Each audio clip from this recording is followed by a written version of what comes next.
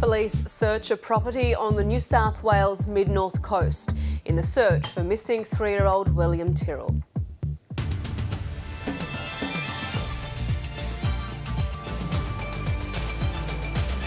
A Queensland Assistant Minister has a bizarre confrontation while campaigning on the Gold Coast. A species of shark dating back 80 million years caught in waters off southeast Victoria. And coming up on the drum, New York Times Magazine's Jim Rutenberg joins us to dissect Barack Obama's 6th State of the Union address.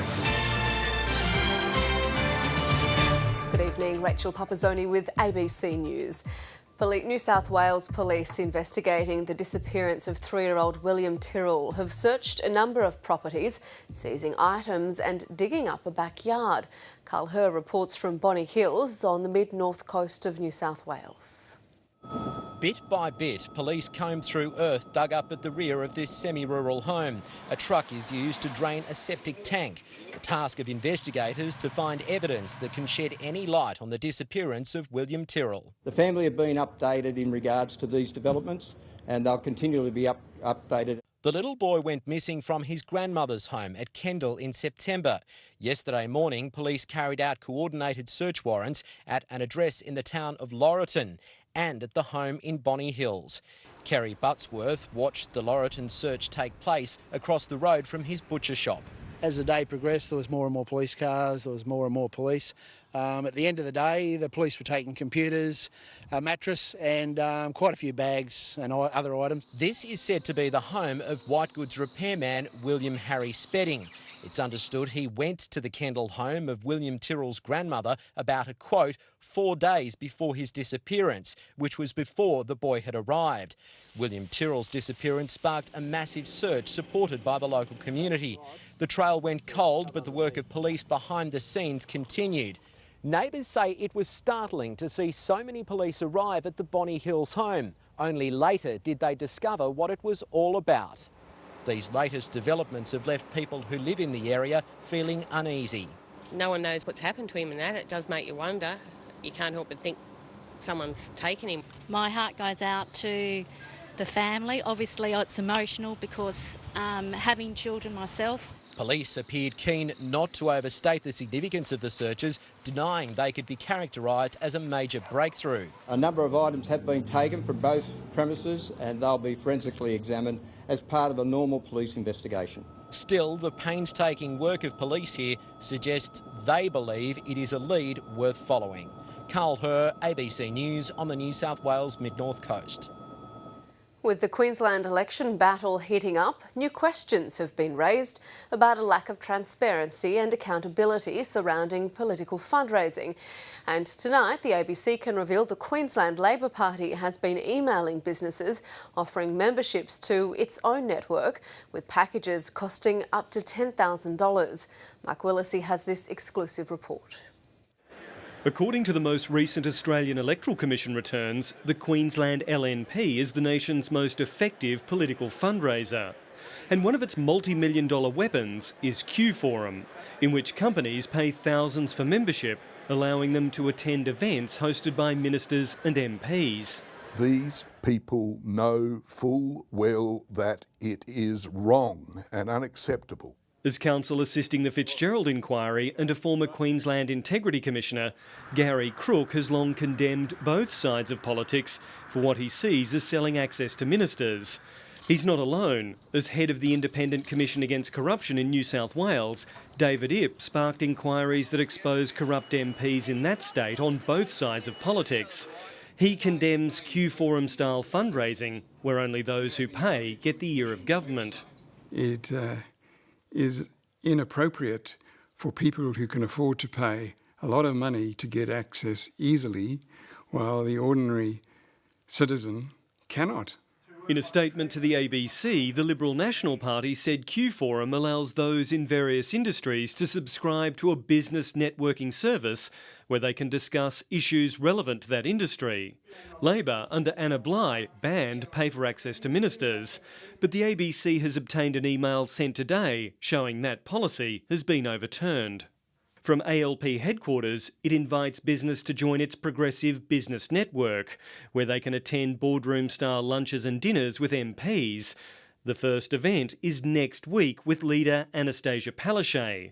To join this network, businesses have 3 packages to choose from, ranging in price from $5,000 to $10,000. This is so unethical and so much in breach of fundamental duty that there should be a law prohibiting it. And it's the perception of corruption which is really damaging to the democratic process. And of course, sometimes it's not merely a perception. The ABC contacted dozens of companies that pay to attend the LNP's Q Forum events, with some saying it was a legitimate way of meeting ministers and keeping up with policy. But most did not respond. Mark Willisey, ABC News, Brisbane. A Queensland Assistant Minister has had a bizarre confrontation while campaigning on the Gold Coast. Ray Stevens has danced, flipped his arms and waved away a reporter while being quizzed about his involvement in a Gold Coast cable car project. An Assistant Minister? How much money are you expected to make? Or do you expect to make out of a cableway? In a Mermaid Beach meltdown. Mr. Stevens. You're not saying anything, Mr. Stevens. Quizzed, but not keen to talk. Is this the way that you treat your electors, Mr. Stevens? It started innocently enough. David Donovan. With questions by an online journal reporter about a Gold Coast hinterland cable car proposal. Helping people here, and please make an appointment through the office and we'll do an interview then. Thank you. The Liberal National Party MPs supporting the $100 million project. I leave the government absolutely free to judge the value of this visionary project to the Gold Coast. He's a consultant and investor. The consortium believe I can add significant knowledge and expertise to this proposal. Ray Stevens wasn't willing to talk this morning, and he wasn't willing to talk this afternoon. His office says he's unavailable.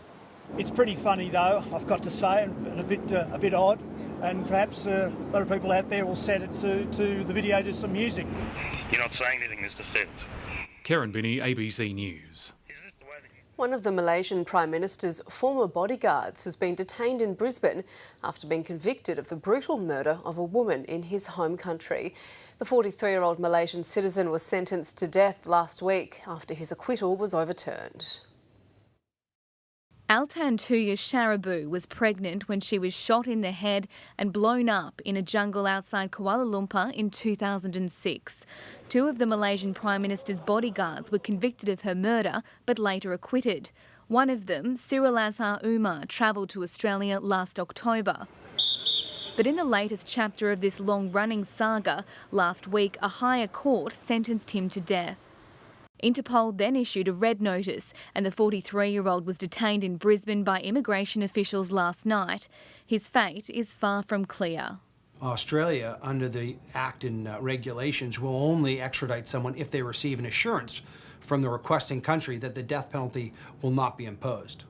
At the time of her death, it's alleged 28-year-old Altan Tuya was in a relationship with this man, a close associate of the Malaysian Prime Minister.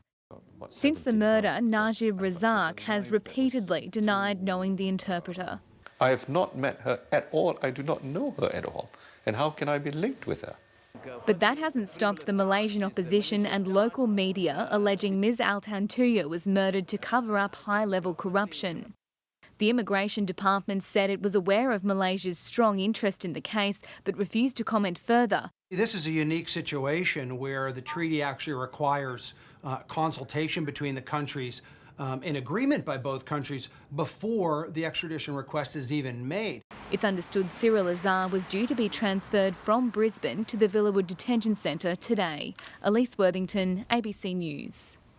A long-term study has confirmed there's a cancer cluster at Victoria's Fiskville Firefighter Training Centre.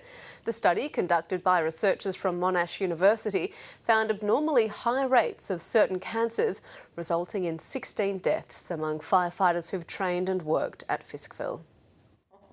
Diane Potter says the efforts of her whistleblower husband Brian have finally been vindicated. What they're saying is exactly what Brian said, and it's true. My husband wasn't a liar. The former CFA Chief Fire Officer died of cancer last February, having spent years raising concerns that he and other firefighters had become ill after being exposed to toxic chemicals and contaminated water at the Fiskville Training Centre.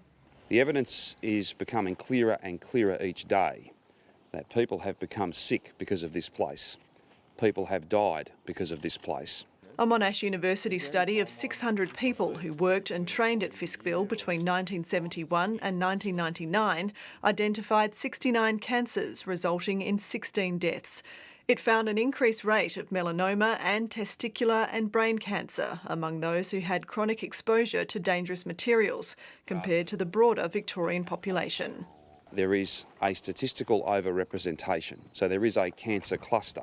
The report authors did highlight several limitations to the study, adding further research would provide more robust findings. The Monash Health Study will inform a broader parliamentary inquiry into Fiskville, which is due to report by the end of this year. The inquiry will also consider the issue of compensation for those affected. Clearly there is a case to answer here, and clearly there are people who need our support, and we will provide that support. The actions of fire managers at Fiskville over 3 decades will also be scrutinised. Unfortunately for us as firefighters, it's like a ticking time bomb. We just want the truth to come out, and we want the people who knew about this to be held to account. The training centre is still operating, but the CFA says extensive remediation works have made it a low-risk site for those working there now. Frances Bell, ABC News, Fiskville. Several crossbench senators say they remain opposed to the government's higher education reforms, despite the coalition's offers of compromise. The Prime Minister says he wants to make passing a revised fee deregulation bill front and centre when Parliament returns next month. But several of the crossbenchers who voted the reforms down last year say reports the government is willing to drop a contentious cut to university funding aren't enough to convince them. Polish a turd for as long as you want. It's always going to be a turd, and that's exactly what the higher education bill is. I've stated in the past, and I'll state it again, I want full consultation. I want whatever they come up with taken to the next election, and I want the people of Australia and the students to be able to vote on that. South Australian independent Nick Xenophon says he won't support fee deregulation without a full inquiry. Doctors will meet federal government MPs tomorrow to thrash out what's next for health policy after the $20 Medicare rebate cut was scrapped. While the federal government searches for savings, one health group believes money can be found in cutting spending on unnecessary treatments. Medical reporter Sophie Scott has more. The changes to Level A and B Medicare consultation items will not commence. Scrapping the $20 Medicare rebate cut for short GP visits was welcome news for many doctors and patients. But their battle to preserve universal health care is far from over. And we have those X-rays taken today. What we are calling for a start is a complete moratorium to any Medicare changes that can affect general practice. But some health groups say savings can be made by targeting procedures, treatments and tests that have no benefit and in some cases can be harmful. The programs that have been run in the USA and Canada, particularly the Choosing Wisely program, has engaged clinicians in identifying activities, interventions and procedures that they are using frequently that aren't giving good value for money. A campaign due to kick off shortly will urge doctors in hospitals and clinics to save money in simple ways, like reducing the number of X-rays before surgery, various blood tests and cholesterol drugs for people over 75. Beautiful, Leah. Have a look in the other one. They'll also be encouraged to think twice about giving antibiotics to patients like 18-month-old Braxton for an ear infection. I'd rather not use antibiotics. I'd rather let them try and get better themselves. The programs that have been run in the US and Canada are achieving savings in the order of at least $5 billion. So there's certainly room for improvement in Australia as well.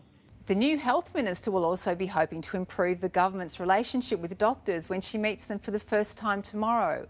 While the compulsory co-payment is off the table, doctors are unhappy that the government's going to press ahead and cut the Medicare rebate for full fee-paying visits by $5, a cost that many doctors say they'll have to pass on to patients. Sophie Scott, ABC News. A Melbourne judge says a Dutch tourist was subjected to psychological torture as she was held captive in a hotel for 6 weeks and repeatedly raped and beaten. As Stephanie Ferrier reports, the victim gave evidence via video link from the Netherlands today. 34-year-old Jennifer Mary Peaston was due to face a county court trial today, but instead pleaded guilty to 2 counts of causing injury. She sobbed and hyperventilated as prosecutor Nanette Rogers SC outlined details of her crimes. Peaston and her 48-year-old accomplice, Alfio Anthony Granata, had met the 21-year-old tourist and all smoked the drug ice and had consensual sex at a Preston hotel room where Granata and Peaston were living in late 2012. But days later, Granata became obsessed that the 2 women were having a secret liaison and began threatening and hitting them. The 21-year-old victim, who can't be named for legal reasons, told the court via a video link from the Netherlands that she suffers ongoing trauma and her life is like a black hole full of pain and sorrow. She said she feared she'd be killed if she tried to leave the hotel. Video footage taken from Granata's iPhone was also played to the court, showing him threatening the women and hitting them. Granata pleaded guilty to 14 charges. Peaston's lawyer, Nola Karapanagiotidis, says Peaston was also a victim because she endured violence and ongoing emotional and sexual abuse. Judge Frank Gucciardo said the iPhone footage was clear that it showed psychological torture and manipulation of the highest order. Granata will face a pre-sentence hearing at a later date, and Peaston's case continues tomorrow. A coronial inquest has begun into the deaths of 6 young Tasmanians. All were high school students in Hobart who took their own lives. The inquest has heard mental health issues have slipped as a priority in the education system. The inquest is investigating the deaths of 6 teenagers in southern Tasmania between 2010 and 2014. Coroner Olivia McTaggart has heard the teenagers shared common risk factors such as drug and alcohol abuse and mental illness. One of the first people to present evidence was a senior school psychologist with Tasmania's Education Department. The psychologist had been working with one of the deceased and told the coroner there seems to be more of a focus on literacy and numeracy testing in the current school system. She said mental health promotion is not so much a priority and that recently mental health initiatives aren't as prevalent in the school system. 5 of the 6 young people were known to child protection authorities. Some family members told the inquest they felt services could have been better delivered. Some media's coverage of one of the deaths was also criticised. The inquest will examine that as well as look at ways to prevent further deaths, improve relationships between police and child protection agencies and the need for early intervention. A rare catch off Victoria's Gippsland coast has given fishermen a glimpse of the distant past. It's called a frilled shark. It has a head like a dinosaur, packed with 300 teeth. As Sarah Farnsworth reports, the species is millions of years old. A scary catch of the day that left all on board reeling. The crew yelled out to me, I was on the bridge, and said, we've caught some sort of prehistoric monster. The 2-metre-long creature with 25 rows of teeth was pulled in by a fishing trawler off Lake's entrance on Victoria's east coast just after New Year. What was quite amazing about it was focused on the people coming towards it, and it was certainly trying to have a go and bite you, yes. With a body like an eel but a tail like a shark, it looks like a mythical sea monster. Scientists say the frilled shark species dates back 80 million years and they're now considered living fossils. This is the first time I've ever really heard of one being captured, so it's pretty amazing. If anyone ever catches one, please let us know, because we would love to have one here. They're just an amazing looking shark. As frightening as it looks, it's unlikely to close any beaches. The rarely sighted shark swims at depths just shy of 1,200 metres. Having been identified by the CSIRO, the local museum didn't take long to bite. It's in our freezer at the moment and it'll take a little bit of preparation. It'll probably be about 3 or 4 weeks before it's out on display. With hopes of snagging tourists, perhaps. Sarah Farnsworth, ABC News, Melbourne.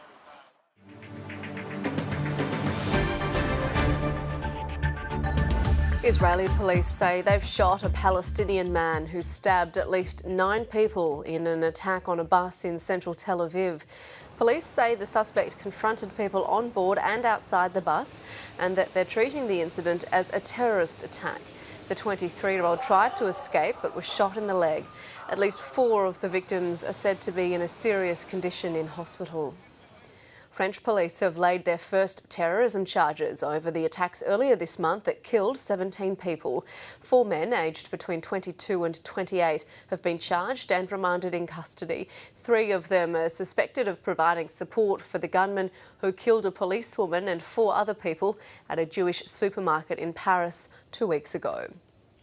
The US President Barack Obama has used his State of the Union address to challenge an already hostile Republican Congress to back his program for reform. With an economy bouncing back, the president listed higher taxes on the rich, raising the minimum wage and climate change as key priorities for his final 2 years in office. Washington correspondent Ben Knight reports. Mr. Speaker, the President of the United States. It's Washington's favourite piece of political theatre.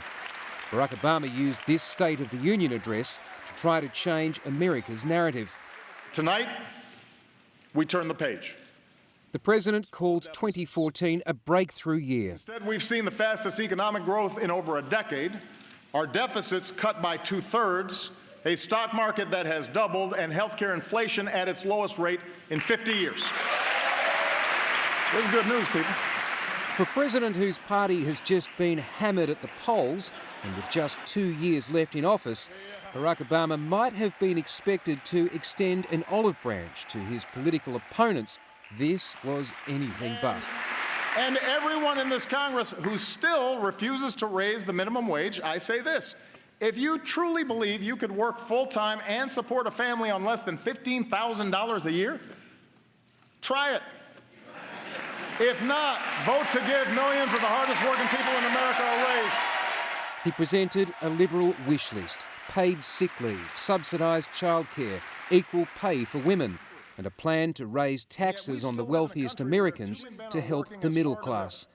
The president also spoke on climate change, saying there is no greater threat to future generations. That's why I will not let this Congress endanger the health of our children by turning back the clock on our efforts. I am determined to make sure that American leadership drives international action. But the political divide here is as wide as it ever was, especially after this speech. In reality, Barack Obama probably has a year at most to get his reforms through the hostile Congress. So he's reverting to a tactic that's worked for him in the past, taking his case directly to the American people. The polls show that his popularity is starting to bounce back, but time is running out. Ben Knight, ABC News, Washington. A spokesman for Indonesia's Attorney General says there's still a chance the execution of 2 convicted Australian drug smugglers could be postponed. Muran Sukumaran and Andrew Chan were sentenced to death as the ringleaders of the Bali 9 heroin smuggling group. Sukumaran's last-ditch bid for a presidential pardon has been denied, while Chan is still waiting for a decision on his fate. The Attorney General's spokesman, Tony Spontana, told an Indonesian journalist there was a mechanism of review for the death penalty, but he didn't make clear how a review would be conducted or who grants it. The Indonesian government says a doomed Air Asia flight climbed too fast and then stalled shortly before it crashed into the Java Sea. A parliamentary hearing was told radar data showed the plane ascended at a rate of 1,800 metres a minute, possibly pushing it beyond its limits. Moments earlier, the pilot had asked to climb to avoid an approaching storm, but his request was denied. 162 people died in the crash. It's believed most bodies are still trapped in the fuselage that remains on the ocean floor.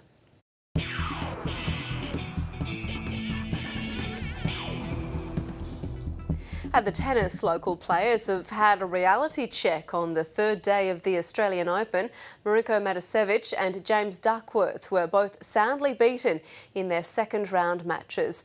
World number 2 Maria Sharapova had to defend 2 match points before advancing, and Roger Federer is also through to the 3rd round. But Marinko Matasevic has tried 6 times to reach the second round of the Australian Open. His reward for finally getting there was a date with Andy Murray. Some authority on that volley. The 2-time Grand Slam winner wasn't in a welcoming mood, ending Matasevic's campaign in straight sets. Well, it was pretty straightforward. Murray in an hour and 42 minutes. It was a similar story for James Duckworth, who came up against Frenchman Richard Gasquet. There's that beautiful backhand. The Australian also going down in 3. That is copybook tennis from the Frenchman. Russian qualifier Alexandra Panova threatened to throw out the copybook in her match against second seed Maria Sharapova. Oh, keeping a nerve. Ranked 150 in the world, Panova served for the match in the 3rd set. But Sharapova found a way back from the brink. It's wide, and it's the great escape for Maria Sharapova. Roger Federer also had a fight on his hands against Italian Simone Bolelli. Gets the break and leads by 3 games to 1. The Swiss dropped the opening set before dominating the next 3. So impressive for Federer. Leighton Hewitt had a message for Australia's young stars after beating China's Jia Zhang last night. They've got to keep kicking on now. It is only the first round, and they've got to keep taking their opportunities when they present. Isla Tomljanovic heeded that advice, becoming the 11th Australian to reach the second round with victory over American Shelby Jones. Damien McIver, ABC News. Socceroos captain Mile Jedinak has joined teammates for their final training run ahead of tomorrow night's Asian Cup quarter-final. Australia and China have played only once in the last 6 years, but the Socceroos say they know exactly what to expect in Brisbane. If the Socceroos wanted a confidence boost after their 1-0 loss to South Korea, they've found it in their returning skipper. Sitting out the last couple of games, it's not been easy. Do I think I'll be affected by maybe lack of game time the last couple of games? Probably not. It's going to be great to have him back out on the park. He's our most influential player when he's out there, and I'm sure he'll give all the other players a lift. Truth be told, they probably don't need it. The group is adamant a similar approach against China will net a very different result. If we continue to play football like that, I won't be too perturbed about what comes our way. China has impressed and surprised many by winning all 3 of their group games. They also boast a 4-3 win over Australia at the East Asian Cup 18 months ago, in the only match the teams have played since 2008. But the Socceroos say they aren't expecting any surprises.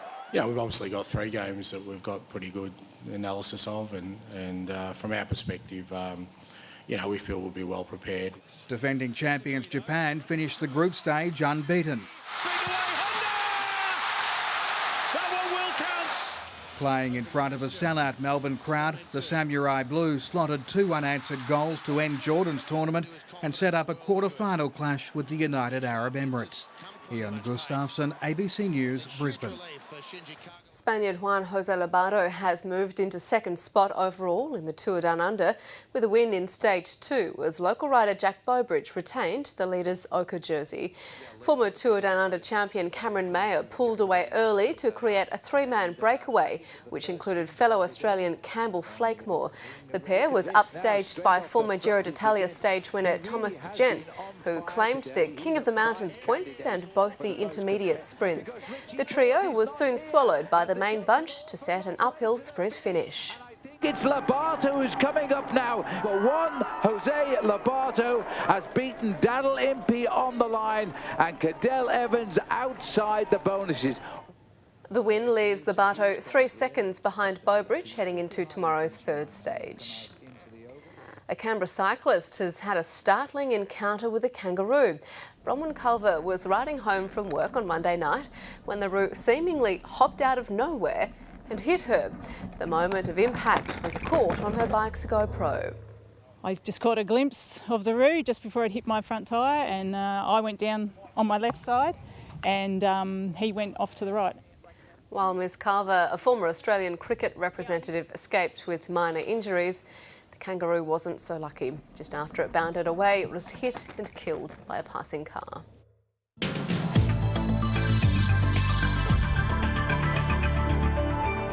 Queensland is facing the potential of some localised to some riverine flooding over the next 24 to 48 hours.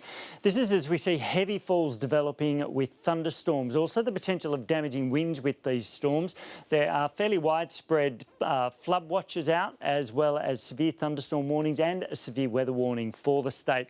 We also had some thunderstorms trigger localised heavy falls through New South Wales and Victoria. Those heavier falls, those should contract back into New South Wales tomorrow, but a front will move up towards Tasmania. We've still got a pool of very hot air over the inland of Western Australia, so temperatures in the mid to high 40s tomorrow. We've got warm conditions across the southeast and just a late shower for Hobart. That is ABC News for now. I'm Rachel Pupazzoni. Thanks for your company.